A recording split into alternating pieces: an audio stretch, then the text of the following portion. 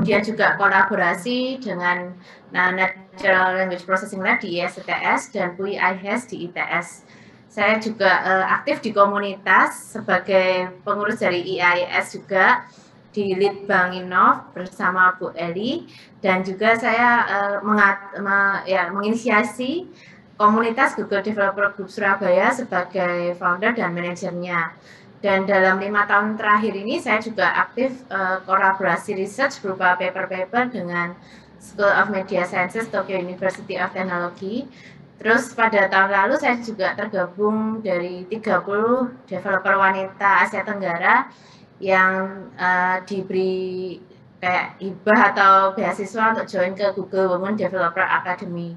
Dan teknologi cloud juga salah satu fokus saya. Jadi selain research, memang saya senang sekali untuk mengaplikasikan apa yang saya teliti ke dalam real world applications. Jadi saya juga mengembangkan aplikasi Android dan juga menggunakan teknologi cloud dan services supaya apa yang dikembangkan itu juga langsung bisa dipakai. Ya, ini paling kanan mungkin rekan-rekan yang tahu gitu ya, saya berfoto dengan seorang tokoh yang selama ini yang paling terkenal gitu ya, yang saya masukkan. Ini adakah yang tahu mungkin ya. Yang kedua ini adalah foto saya dengan tim promotor saya dari ITS, yaitu Prof. Heri dan Pak Surya, karena memang sebagian besar yang saya jelaskan di sini juga hasil penelitian bersama beliau-beliau. Dan ini adalah pengalaman saya untuk di Google I/O tahun 2015. Jadi salah satu conference terbesar di dunia yang digawangi oleh Google. Setiap tahun mereka sharing teknologi, dan pada saat itu sebelum pandemi saya bisa ke San Francisco dan langsung melihat termasuk self-driving car ya saat itu. Jadi pengalaman yang luar biasa. Saya juga di kampus ISTS sebagai Associate Professor di bidang NLP dengan tim dari ISTS NLP Research Group. Ada Pak Gunawan selaku senior saya, kemudian saya sendiri dan Pak Johan Santoso. Dan ini kita mulai sejak tahun 2004 ya sebagai laboratorium riset di bidang Natural Language Processing. Jadi saya akan menceritakan beberapa inti-inti utama gitu. Langsung aja diawali dengan ternyata saat ini sosial media itu sesuatu yang sangat dominan, terutama setelah pandemi. Hampir semua orang menggunakan sosial media untuk mengungkapkan pendapat atau pikirannya. Seperti gambar yang di kiri atas, seandainya kejadian Titanic itu terjadi di tahun ini, pasti semua pada nge-post atau nge-share di sosial media. Jadi mereka pasti cepet-cepet siapa duluan bisa men-sharekan di sosial media. Maupun pendapat dan opini juga disampaikan di sosial media. Jadi sumber data kita yang paling cepat, paling mewakili pandangan masyarakat sebenarnya kita bisa peroleh dengan mudah tanpa kita perlu kolek data seperti mengkolek kuesioner atau mengkolek data dari berbagai sumber. Itu bisa dipermudah dengan langsung aja kita crawling atau scraping atau ekstraksi informasi dari sosial media. Dan terutama setelah ada pandemi semakin meningkat ya sharing informasi di sosial media. Kita lihat di sini bahwa ternyata 43% itu menggunakan waktu lebih lama di sosial media dan juga lebih lama di messenger services. Jadi bisa dibayangkan berapa banyak data yang bisa kita olah, yang kita ambil dari sosial media. Dan ini ada sedikit video tentang gambaran. Sebentar, saya share sound dulu. Ya, sebentar, ini hanya 1 menit saja. Ya, tentang apa yang saya teliti dan saya olah gitu ya. Jadi ada menganalisa sosial media, opini, dan termasuk juga kita bisa menganalisa fake news. Jadi ini salah satu topik yang juga saya teliti. Semuanya ini bisa kita olah dari sosial media dan opinion mining. Jadi opinion mining memang terutama di sosial media yang berusaha mencari opini dan menganalisa sosial media post dan mengekstraksi sentimen analisis dan stance. Jadi ada dua yang berdampingan, di mana sentimen analisis kita bisa menganalisa gambar, teks. Kalau stance itu untuk ke arah fake news atau hoax detection. Jadi ini konten-konten utama dan ini adalah contoh dari post-post yang memang saya olah, di mana di situ kita bisa menganalisa berbagai fitur di dalam post itu. Nah, nanti saya lanjutkan di penjabaran saya di slide berikutnya. Ya, jadi sempat IEEE juga meng-highlight, jadi kalau Bapak Ibu membuka IEEE, biasanya di kiri itu ada tempat di mana akan di-share berita atau topik penelitian yang paling up to date saat ini. Nah, ketika pandemi saya sempat menangkap ini menjadi concern, jadi di IEEE pun itu masuk di area topik yang menarik, yaitu tentang analisa Twitter, sosial media, dan fake news. Jadi ekspresi orang, pendapat orang, dan konten itu bisa kita olah di sosial media. Tapi ada beberapa hal, memang selama ini penelitian sosial media, mungkin Bapak Ibu juga udah dengar sentimen analisis sudah lama sekali ada di sosial media. Tapi sebenarnya ada perkembangan yang terus-menerus dan malah semakin lama semakin penting gitu ya. Jadi ilmu ini atau bidang ini malah setelah pandemi akan menjadi semakin penting karena beberapa faktor yang saya sampaikan tadi. Tetapi tantangannya juga semakin banyak. Jadi ketika kita mengolah data opini masyarakat, semakin banyak ada fake news, semakin banyak ada bahasa gaul, bahasa slang, terus ada hate speech, dan juga ada spam. Nah, ini semua memang tantangan yang sempat saya eksplorasi satu persatu, dan memang untuk jadi satu kesatuan yang sempurna untuk pengolahan kita masih harus terus berproses, termasuk untuk pengolahan bahasa Indonesia yang memang bersyukur pada beberapa tahun akhir ini kita bisa semakin berkembang dengan kita sharing data, kolaborasi di beberapa asosiasi juga. Nah, terus selain kalimat yang sederhana itu, kita juga harus lebih memahami lagi kalimat-kalimat yang ada. Karena itu ada juga aspek based sentiment analysis yang nanti akan saya perdetail lagi, dan multimodality.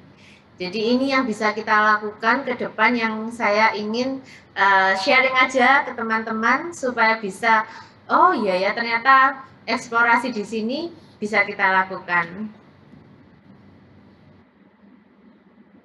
Jadi kita berharap kita bisa mendapatkan lebih jelas dan detail informasi tentang sentimen dan stance, sekaligus kita bisa meningkatkan akurasi dari penelitian dan sistem-sistem yang kita kembangkan dengan opinion mining berbasis multimodality. Apa yang bisa kita lakukan? Misalkan kita bisa mengumpulkan dan mengeksplorasi dataset multimodality. Selain image dan teks, sebenarnya bisa juga kita mengolah tentang suara. Jadi kalau Bapak Ibu tahu ada semacam Clubhouse. Nah, seperti itu bisa juga kita olah, dan TikTok, video, audio, dan teks juga bisa kita olah. Dan kita harus bisa mengekstraksi fitur yang tepat. Tapi fitur extraction ini sangat terbantu oleh deep learning ya. Beberapa tahun ini deep learning sudah mendominasi dan mempermudah kita untuk masalah fitur extraction ini. Meskipun tetap kadang di kalimat kita masih tetap butuh pengenalan tata bahasa, tapi bisa lebih mudah dibandingkan tahun-tahun sebelumnya. Kita bisa melakukan klasifikasi, dan jangan lupa pada akhirnya kita akan mengevaluasi bagaimana performance dari sistem yang kita kembangkan. Jadi di sini opinion mining akan saya eksplorasi dari 4 sisi. Jadi sisi pertama itu masalah stance, sisi kedua tentang aspek yang lebih presisi dibandingkan sentimen analisis biasa, yang ketiga adalah targeted, dan yang keempat adalah multimodality.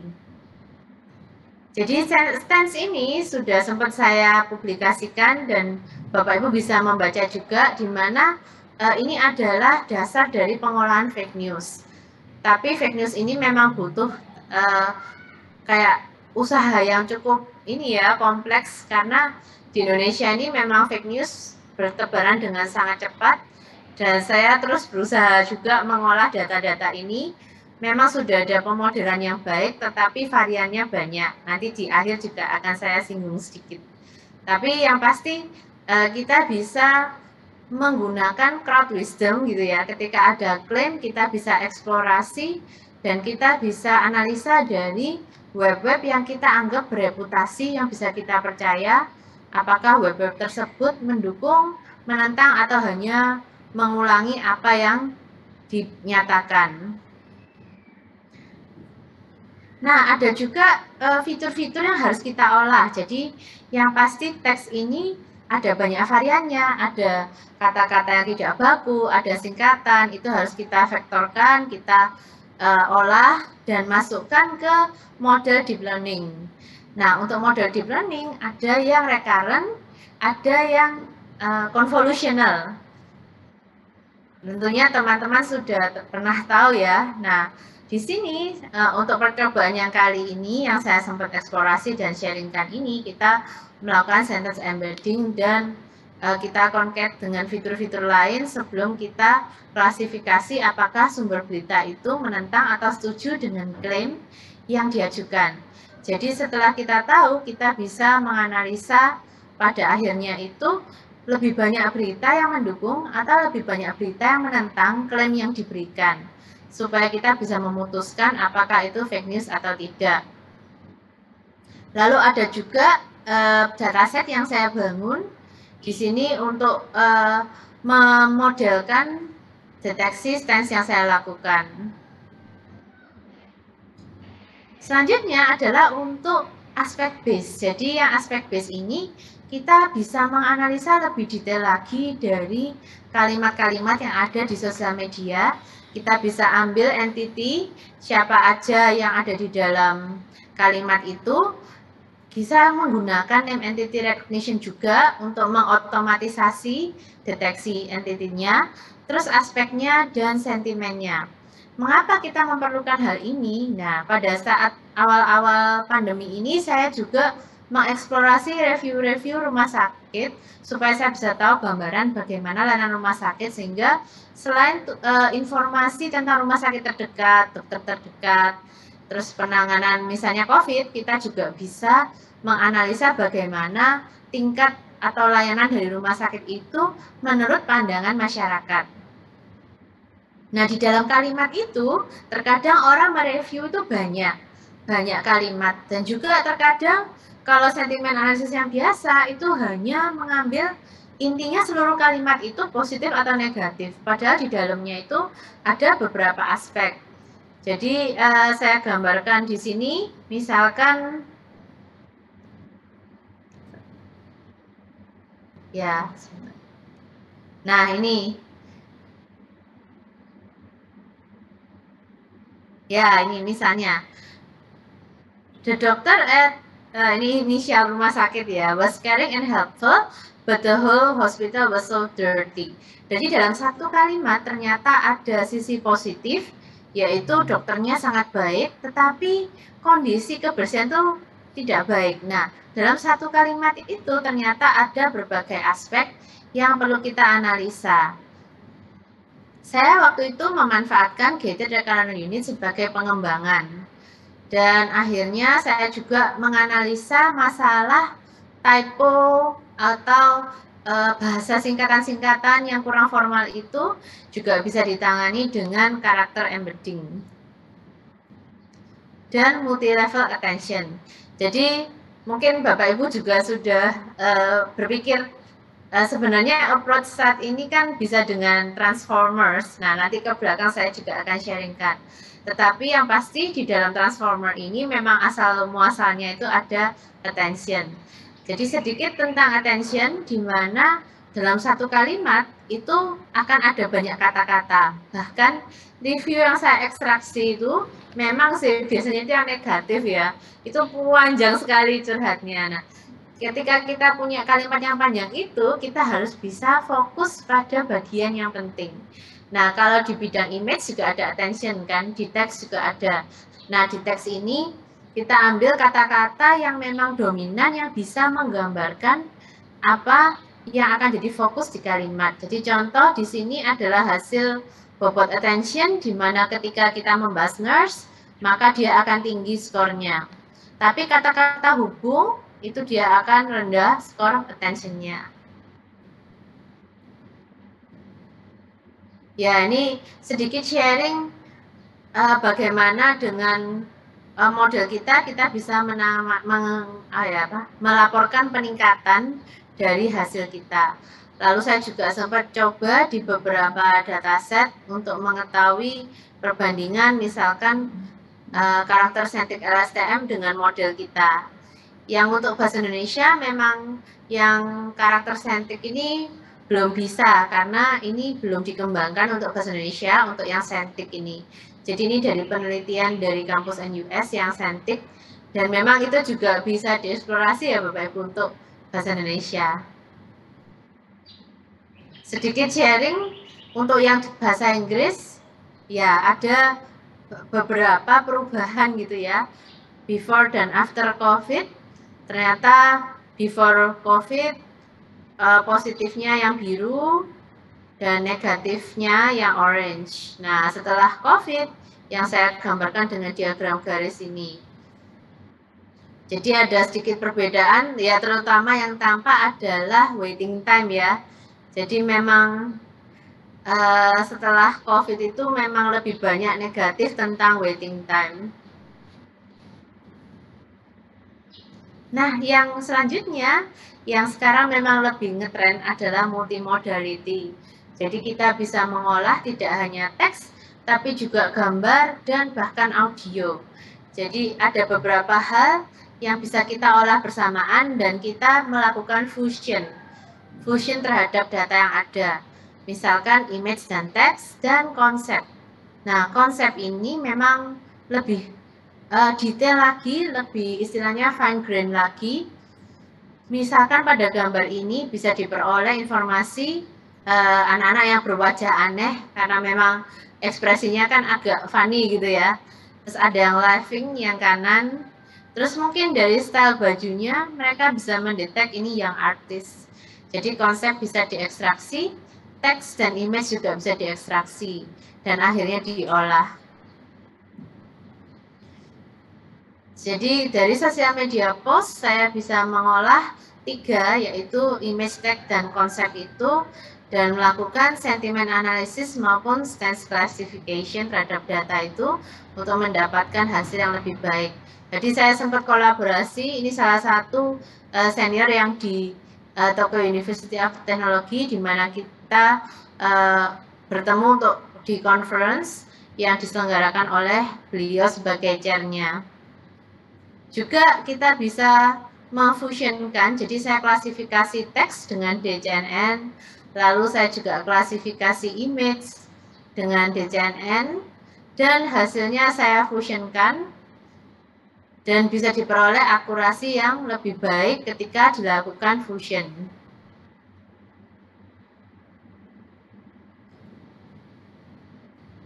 Selain itu juga ada analisa sentimen yang lebih spesifik lagi.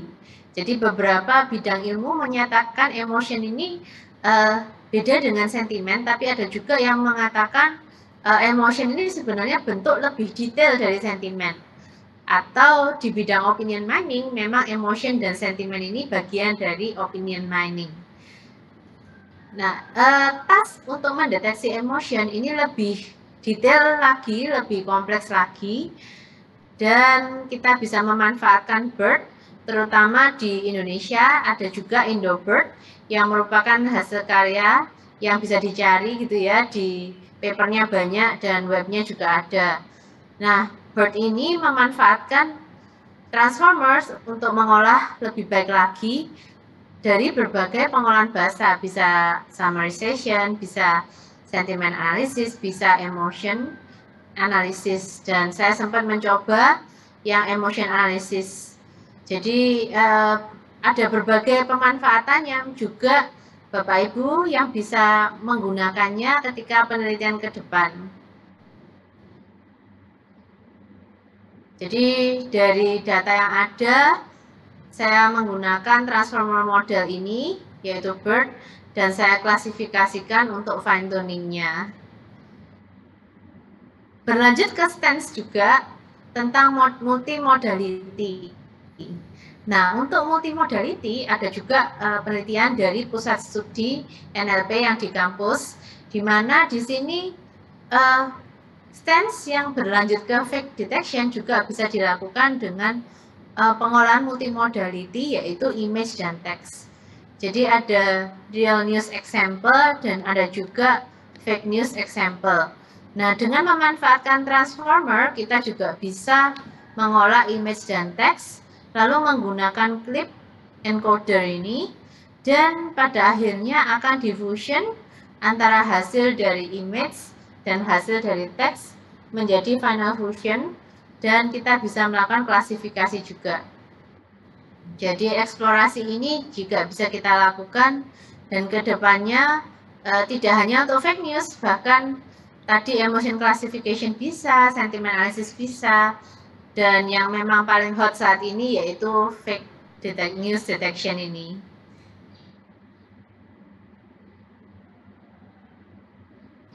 Jadi memang ada beberapa usulan yang saya sharingkan tentang sentence embedding, itu salah satu yang kita butuhkan gitu ya. Lalu stance classification memang cocok dengan model LSTM.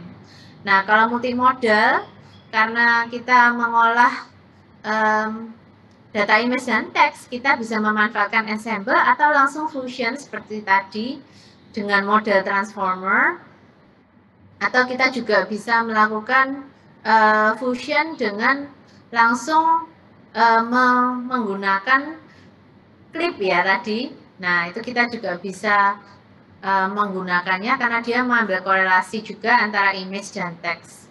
Lalu untuk masalah yang sering dihadapi yaitu typo dan bahasa-bahasa yang gaul gitu, itu kita juga bisa menanganinya dengan karakter enhanced token embedding. Kadang kalimat itu disingkat-singkat, kata-kata disingkat-singkat. Nah, tetap pengolahan jika kita membutuhkan model kita sendiri, itu bisa pakai bidirectional glue sebagai salah satu model untuk pengolahan teks yang cukup baik. Ya, terima kasih atas kesempatan diberikan kepada saya untuk sharing. Saya kembalikan ke Pak Anto selaku moderator.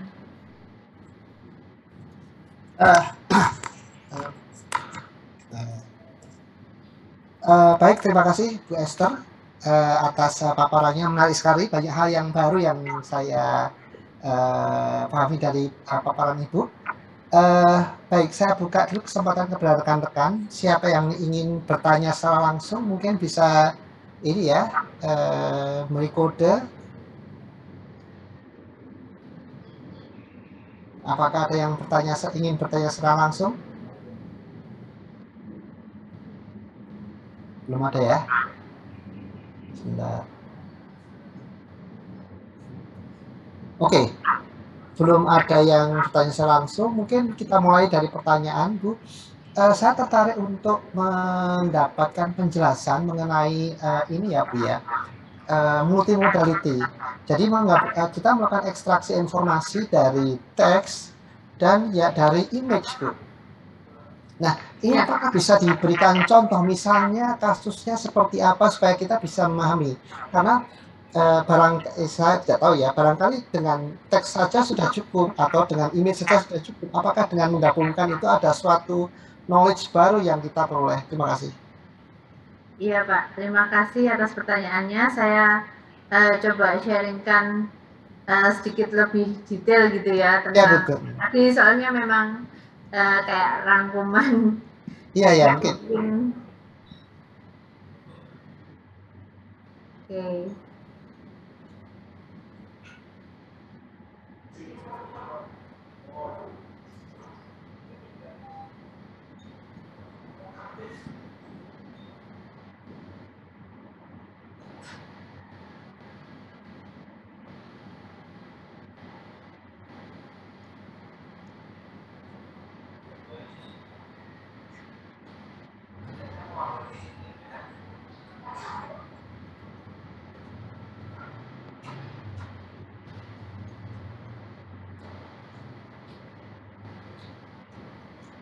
Jadi sebenarnya ketika ada post di sosial media itu memang kebanyakan post itu fokusnya pada teks. Cuma terkadang apa yang disampaikan di teks itu ya memang di real world-nya itu bisa ada kayak sarkasme gitu ya.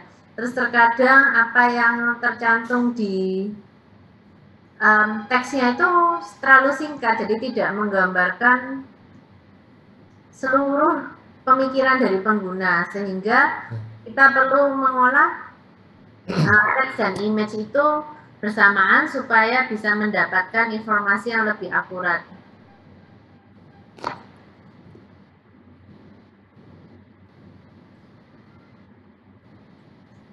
Ya, sebenarnya saya akseskan.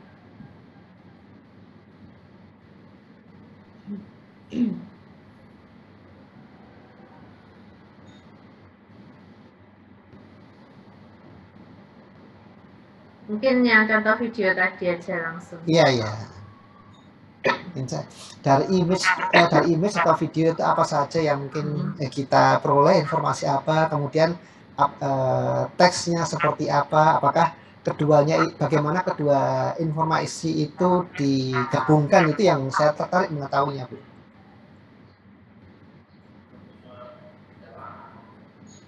Baik.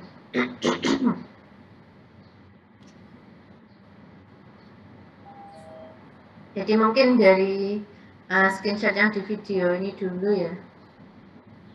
Iya.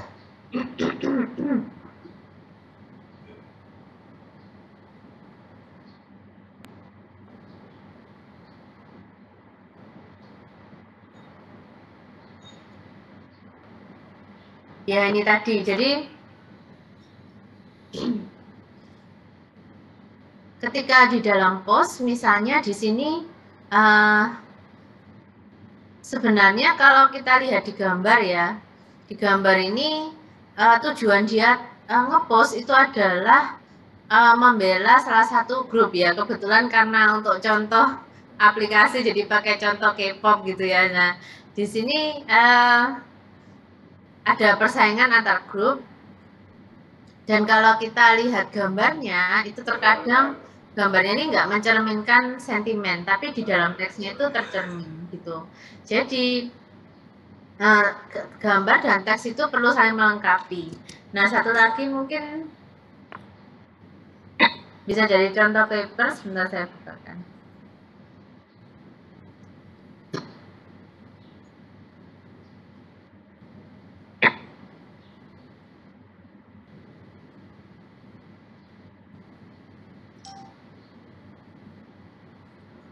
Kalau dari contoh ini, informasi yang teks itu sudah cukup ya, Bu ya?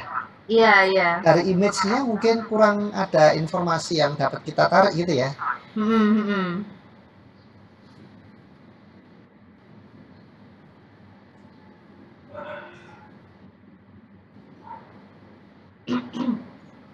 Nah, ini sudah bisa diakses.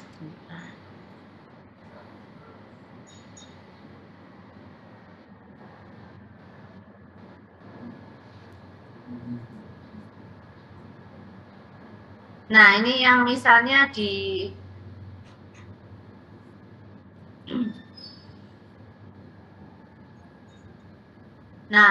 di dalam post ini memang kita menunjukkan bahwa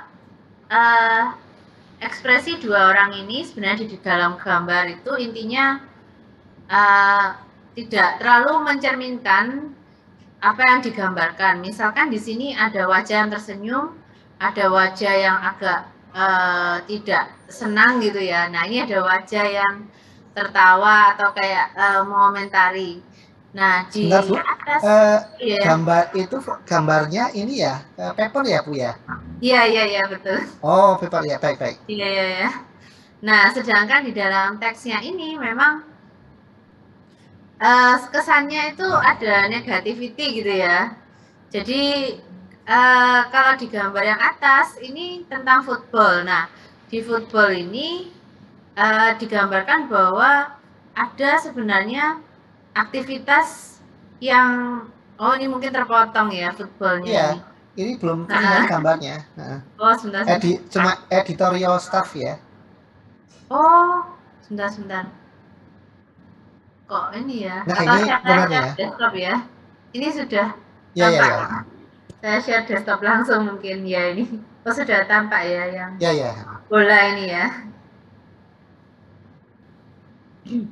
Nah, di dalam gambar yang bola itu ada sebenarnya istilah ekspresi negativity dari teksnya. Nah, dari situ kita juga bisa menganalisa, mengolah gambarnya, dan mengambil informasi bahwa oh ini memang ketika gambarnya menunjukkan kesalahan ini ya, kayak apa pelanggaran itu loh. Pelanggaran ini, nah bisa terdeteksi oh ini ada sentimen negatif di sana. Padahal kalau di teksnya mungkin hanya informasi sekilas aja. Jadi ini ada dua contoh sih. Yang pertama tujuannya menunjukkan bahwa yang gambar pertama ini lebih menunjukkan pelanggaran atau negativity, tapi teksnya kurang tampak. Nah, kalau yang gambar kedua itu teksnya tampak, namun gambarnya agak membingungkan karena ada 3 ekspresi di sana gitu. Jadi ya kalau kita olah dua-duanya, maka kita bisa mendapatkan informasi yang lebih akurat gitu Pak, maksudnya. Oh, oke. Jadi dua informasi yang digabungkan ya. Iya. Ya.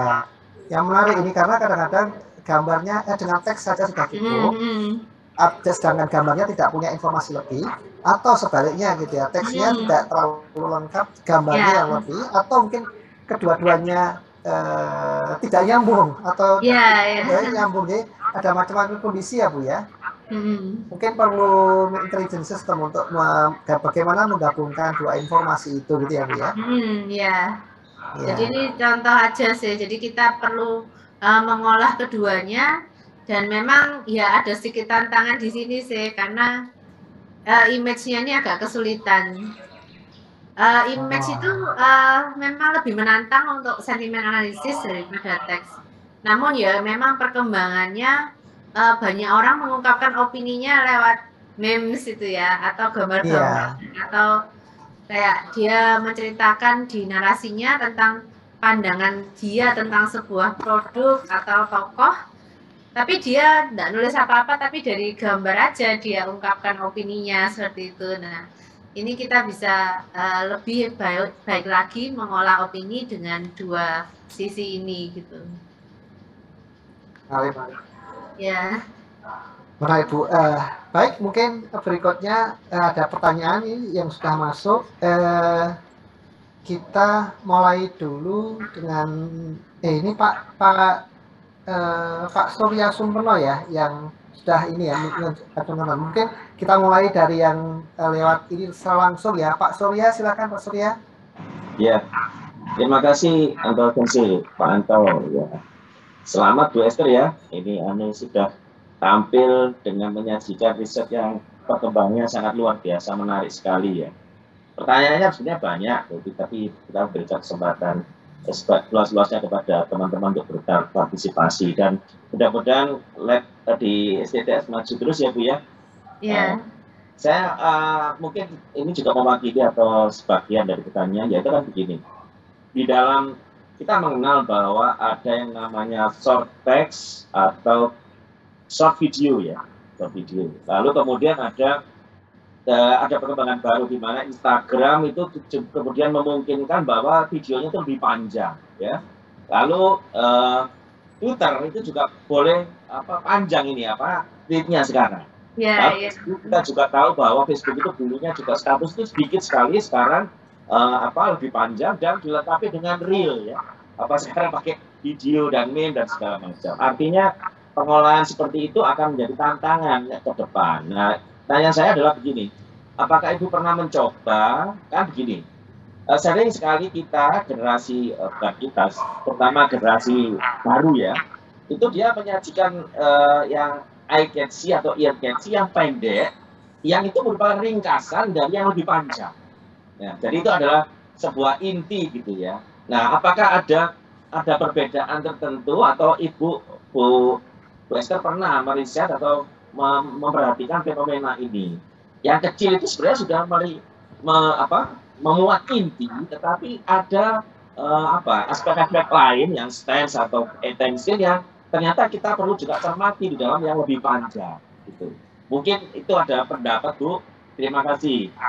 Ya, terima kasih Pak Surya ya. Terima kasih nih Pak kopromotor saya hadir hari ini untuk mensupport kemarin ya penelitian bersama Pak Surya. Cuman memang waktu itu benar, waktu kita meneliti memang teksnya masih ini ya pendek-pendek aja gitu ya. Tapi tiba-tiba Twitter pun ya kayaknya awal tahun ya yang mensupport, malah kita disuruh semakin memanjangkan ide. Jadi memang tantangannya memang ketika semakin panjang teksnya, memang pengolahannya semakin cukup rumit dan berat ya. Jadi memang salah satu solusinya itu saat ini memang menggunakan transformer itu, dan ada juga yang melakukan summarization terlebih dahulu. Nah ini memang kita tantangannya ketika teks semakin panjang, kadang intinya semakin hilang, terus kita memang perlu mengambil kata-kata kunci yang penting, dan tentunya pengolahannya juga semakin berat ya. Jadi kita butuh resources yang lebih besar juga untuk mengolah kata-kata itu. Tapi memang dengan transformer dan attention itu memang diharapkan kalimat-kalimat itu yang panjang itu bisa diambil inti-intinya baru diolah. Atau yaitu dengan alternatifnya dengan BERT atau transformer kita juga bisa men-summarize dulu sebelum diolah, atau kalau memang kita olah keseluruhan ya bisa langsung. Dan memang ini menarik juga ya, dari TikTok ini memang anak-anak muda kalau kita tanya mereka mungkin malah apa itu Facebook gitu ya, tapi mereka mengungkapkan opininya kebanyakan di TikTok berupa video. Nah itu memang penelitian ke depan di mana video ini juga menjadi sequence of image yang perlu kita olah juga untuk analisa sentimen gitu. Terima kasih Bu. Ya, terima kasih Pak Surya. Oke, terima kasih Mas Surya atas pertanyaan yang menarik ini, karena ini sepertinya nyambung dengan tren saat ini yang sudah ini ya ke arah TikTok ya, sehingga mungkin riset text mining seperti ini jadi berkembang sangat pesat. Nah, ini saya bacakan pertanyaannya dari Pak Bayu Anggara. Mau tanya Bu Esther, dalam teks sentiment analysis atau aspek base yang paling utama adalah dataset kita harus baik atau bagus. Misalnya dataset kita yang kita gunakan kurang baik, apakah nanti hasilnya bisa baikkah ataukah tambah jelek? Nah, dan cara menentukan metode yang baik untuk hal tersebut bagaimana, Bu? Itu ada pertanyaan seperti itu. Misalkan Bu dijawab.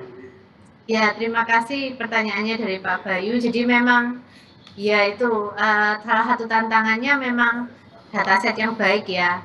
Ya karena ada istilah klasik yang garbage in, garbage out. Jadi kalau kita mau olah data dengan baik, kalau data yang kita masukkan tidak baik ya nanti akhirnya hasilnya kita pun ya sulit classifiernya bisa mengklasifikasi dengan optimal. Jadi memang kita perlu mengolah data yang baik. Cuma sekarang ada semi supervised labeling ya. Jadi dataset kita bisa bangun dengan yang baik-baik itu, lalu kita bisa memperluas data kita dengan melakukan labeling otomatis dan menggunakan metode semi supervised. Jadi tidak perlu sampai kita melabeli manual.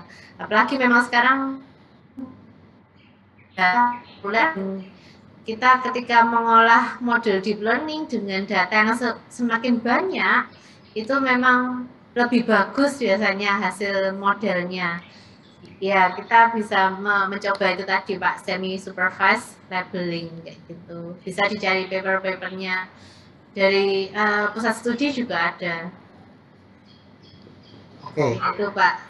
Apakah ada tambahan Mas Bayu Anggara? Soal lisan mungkin Mas Pak Bayu?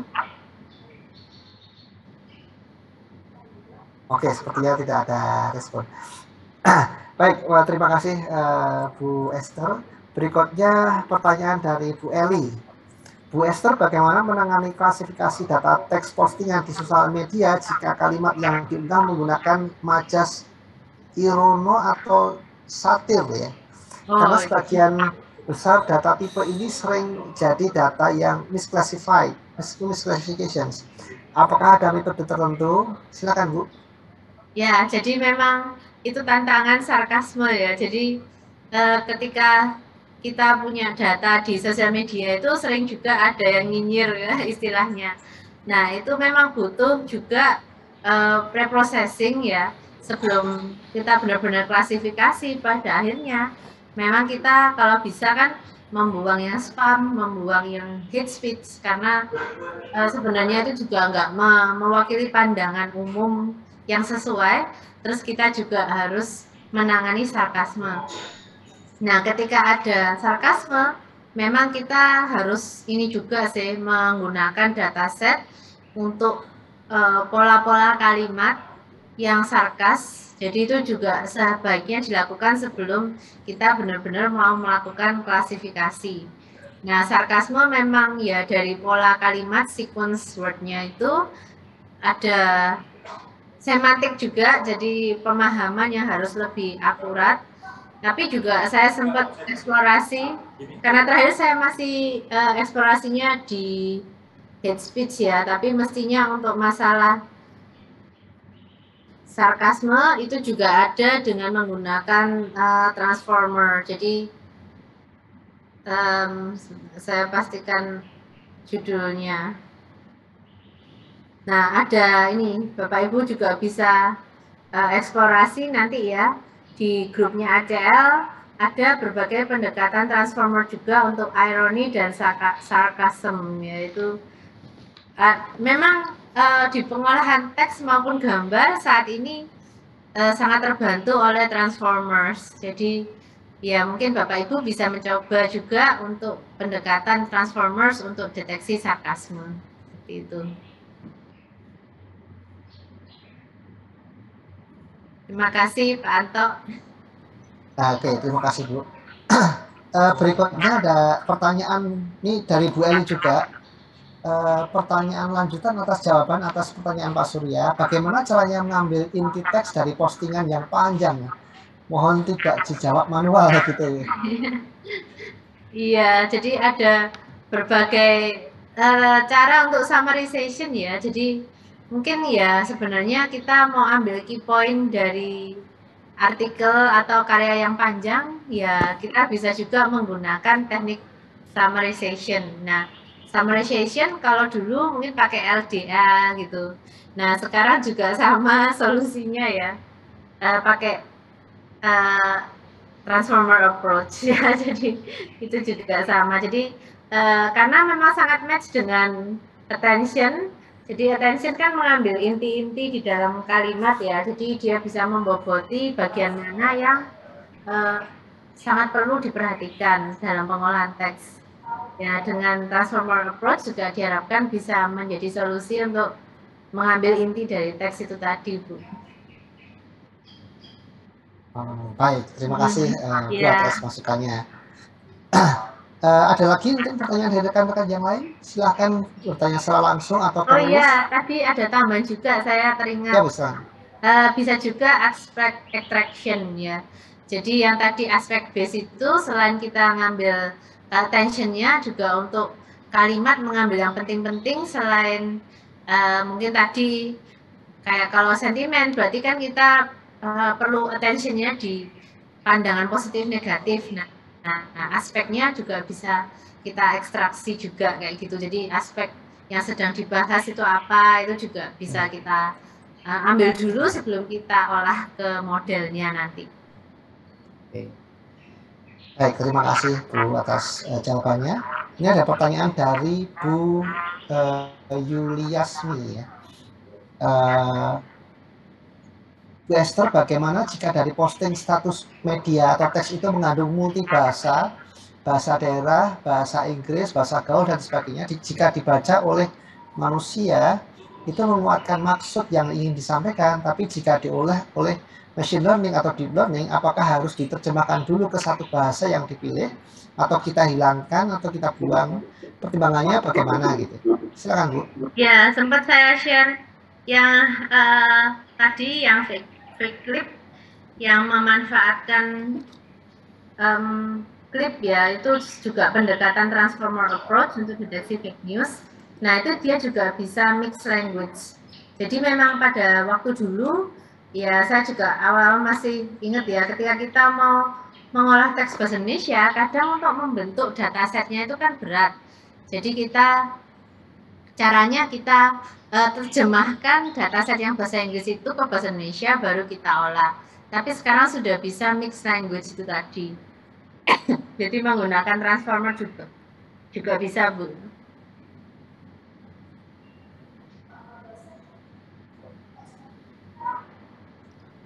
Ya, maaf. Ya, jadi kita juga bisa menggunakan transformer approach untuk mix language. Jadi tidak perlu ditranslate lagi satu persatu, langsung diolah gitu bisa. Oke. Ya, Bu. Iya, iya. Oh ya, kalau itu yang multiple language tapi yang baku ya. Kalau bahasa gaul, Iya, itu gimana? salah satunya, iya bisa pakai karakter embedding itu salah satunya. Jadi yang suka disingkat-singkat, misalkan dengan jadi DG gitu ya. Nah, ya yang suka disingkat-singkat, yang suka slang-slang itu ya bisa kita olah juga dengan bantuan karakter embedding. Iya, iya, iya. Kalau bahasa Indonesia tuh suka singkat ya, Bu ya. Iya, iya. Saya sering ngomong sama anak saya itu saya singkat STT itu. Apa itu Pak artinya? Saya tidak tahu disingkat itu. Itu. Efisien ya, Pak. Iya, mungkin cara kita ini ya berkomunikasi di Indonesia seperti itu gitu ya. Ada lagi pertanyaan dari Pak Yosi Christian. Silakan Pak Yosi menyampaikan secara langsung. Oke, terima kasih Pak Anto. Ya. Bu Esther, dari paparannya tadi yang banyak memang dari basisnya Bu Esther ya tentang teks ya. Nah, saya kan kebalik sama Bu Esther, banyak basisnya itu banyak yang image-nya. Nah, kalau tadi untuk sentimen, deep learning yang cocok untuk ekstraksinya itu yang gimana? Iya. Jadi untuk multimodal sentimen itu deep learning-nya yang cocok, yang mungkin adopsi dari model yang mana begitu? Ya, jadi memang yang terkenal sekarang yang Clip itu sih Pak. Yang Clip itu dia gini Pak. Jadi mengambil korelasi antara image dan teks, dan juga ke arah image sentiment classification juga yang Clip ini. Tapi memang sekarang sih kebanyakan yang saya lihat fusion ya. Jadi saya dulu sempat juga pusing ya dengan image classification untuk sentimen, karena memang dataset yang saya eksplorasi yang juga sudah dibuat orang gitu ya di internet itu memang sangat noise gitu ya. Jadi kadang itu ada gambar-gambar yang benar-benar nggak bisa saya jadikan patokan. Jadi ketika saya mengklasifikasi image itu untuk dapat sentimennya itu, wah ternyata datanya agak kacau. Terus sempat juga eksplorasi kan mengambil ekspresi wajah ya, tapi itu khusus untuk orang ya. Jadi kalau kita olah data post-post yang ada wajah untuk sentimen, kita bisa ambil dari wajah yang muncul itu ekspresinya senang atau tidak senang, berminat atau tidak berminat. Itu juga bidang penelitian yang cukup banyak eksplorasinya. Tapi yang untuk image sendiri ya masih kesulitan untuk totally mengklasifikasi sentimen, karena gambarnya kadang itu nggak benar-benar menggambarkan apa yang menjadi pendapat dari penulis. Jadi akhirnya yang banyak saya baca-baca saat ini tuh memang yang langsung combine multimodal itu Pak Yosi. Jadi pakai yang Clip untuk melihat langsung diffusion, masukkan image dan teksnya seperti itu. Oh, jadi end-to-end ya? Ya image-nya nggak ada khusus classifier-nya sendiri. Langsung di-merge nanti di ujungnya yang penting ini gitu ya? Iya, betul. Oke, terima kasih Bu Esther. Terima kasih Pak Yosi. Ya, terima kasih Pak Yosi atas pertanyaannya. Ya, apakah masih ada lagi rekan-rekan yang akan bertanya kepada Bu Esther?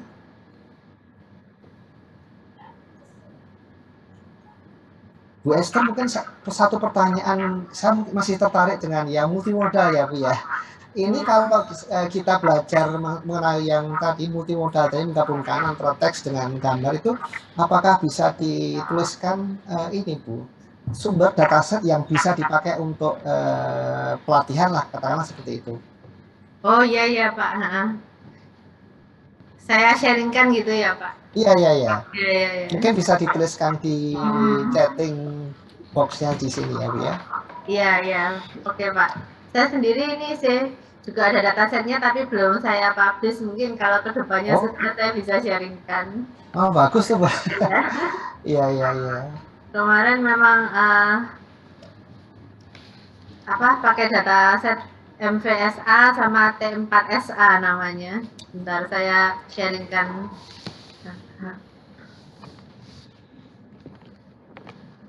Nah ini MCR Lab ini belum tampil ya Bu ya? Iya ini lagi mau saya type. Nah ini yang saya chattingkan ini untuk MCR Lab ini dia memang fokus di MVSA, tapi memang gambarnya ini ya Pak kadang agak aneh gitu di luar ini karena memang benar-benar dari sosmed langsung diekstraksi gitu. Terus ada satu lagi T4SA ini, cuman ya ini sebentar yang nah ini B4 T4SA ini. Oh kelihatannya sekarang ada pengembangannya. Yang B4 ini dia pakai AutoML. Jadi Bapak Ibu tahu AutoML ya, ini pendekatan untuk yang di luar. Kita nggak usah pusing-pusing, dia carikan model terbaik ini lagi. Mulai populer juga ya, Google menyediakan AutoML itu. Tapi saya sendiri pernah mencoba, ternyata ini sebentar aja tagihannya sudah bengkak, langsung saya stop. Iya. Tapi memang para unicorn itu sedang semua menyiapkan model seperti itu. Jadi kita nanti mungkin yang industri kan nggak perlu tim khusus untuk machine learning, mereka tinggal pakai API-nya AutoML ini. Iya. Yang ada bintangnya ya, yang dataset publik ini gambarnya itu kadang ada yang kurang sopan, jadi saya kaget wah. Tapi yang saya bangun sudah saya ini benar-benar filter ya. Iya betul. Wah terima kasih sekali nih Bu, kita dapat informasi banyak ini. Kalau buat saya terutama saya tertarik multimodal tadi yang buat saya sangat menarik ya Bu ya. Itu mungkin banyak dari yang Ibu sampaikan ini juga jadi informasi baru buat kita semua. Kita mau mengucapkan sangat berterima kasih atas paparan Ibu. Ini mencerahkan kita semua.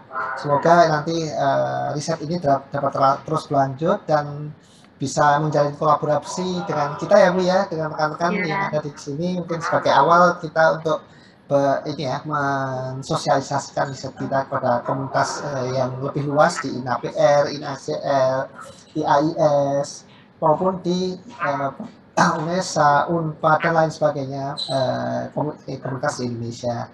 Nah mungkin untuk sebelum kita tutup meeting ini karena sudah mendekati jam 5 kurang 3, kita mungkin foto bersama ya Bu ya. Mohon rekan-rekan membuka dahulu ini dan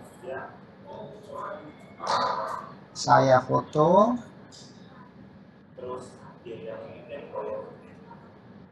Nah ini ada beberapa kali ya. Oke, saya foto dulu rekan-rekan, harap melihatkan wajahnya. 1, 2